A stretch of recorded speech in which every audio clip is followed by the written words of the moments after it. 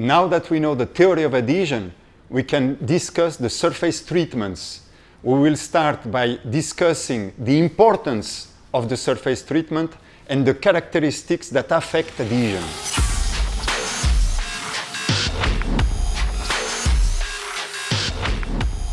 We are familiar now with the theory of adhesion, and we understand in which conditions we have a good bond between the adhesive and the substrate. And of course, this implies that the surface of the substrate is well treated. So we are going to see now surface preparation.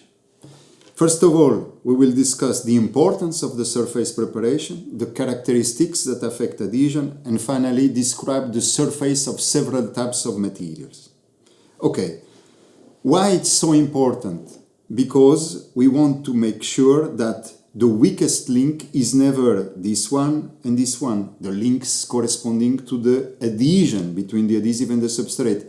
And I remind you that we have shown that the work of adhesion is higher than the work of cohesion if the adhesive spreads properly the substrate. And it spreads properly the substrate if the surface treatment is properly done. Okay, so really the surface treatment is essential to avoid that the weakest link is the link corresponding to adhesion. You have here several cases to show you how important is the surface treatment, what the difference it makes. It's a huge difference. It's a graph that shows load versus displacement. And we tested 3 single lap joints. The material is the same, the geometry is the same, the loading is the same, the difference is the surface treatment. First of all, we just used acetone, and the material we used to bond is a polyethylene, okay? And how is the surface? You can see at the interface, lack of adhesion, not acceptable.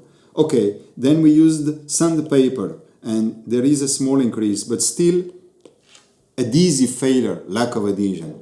Then we applied plasma to the surface. And the result is this, huge strength, and the failure is not in the joint but in the substrate. Can you see the importance of surface treatment? It makes the whole difference, okay?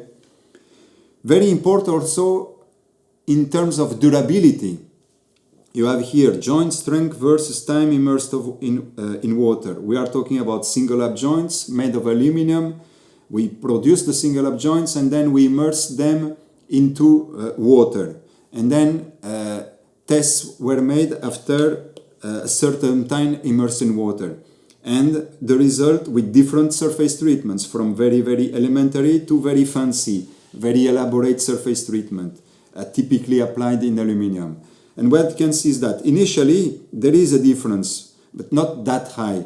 The difference really is huge when, or long time after. If you want the durability, really you need to apply fancy, elaborate, complex surface treatments so that you have a durable interface. These, like sandblasting, like solvent cleaning, do not give you a strong interface, and with time the failure will occur at the interface. So surface treatments important for the short time, but even more than that, very important for the long time. Okay, what characteristics affect adhesion? Contamination, of course. Oil, grease, fingerprints, mold release agents, all these things have a very low surface energy, so they need to be removed so that you are left with a high surface energy. I want to show you this. I have here a plate of aluminum. This part is oily, this part is clean. We are going to put water on top and see how the water behaves.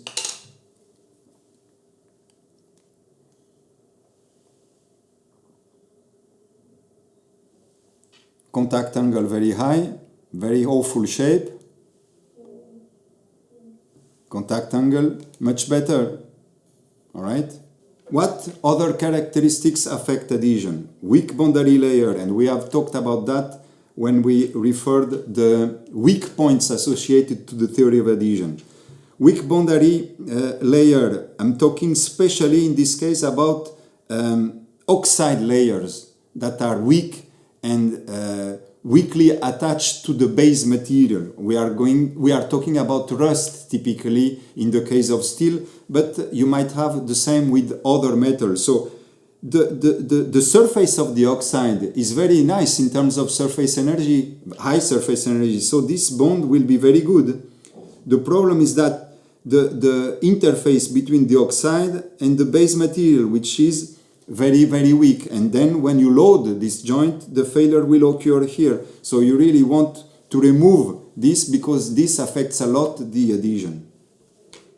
Let's look now at the state in which are typically the metals and the polymers that we want to bond. Well, in fact, it's extremely complex what you have at the surface. And the surface treatments, what they seek is to remove all these layers and create layers that are known, controllable, and durable. That's the objective of the surface treatment. But what do we have typically? You might have segregation layers from the manufacturer, then metal oxide, because the metal reacts with oxygen, hydroxide and water, it will react with water, other contaminants adsorbed at the surface, and finally dust and oil. So really, can you see how complex this can be? Of course, this is going to be wrong if you don't take care of this. And you have several interfaces also, extremely complex.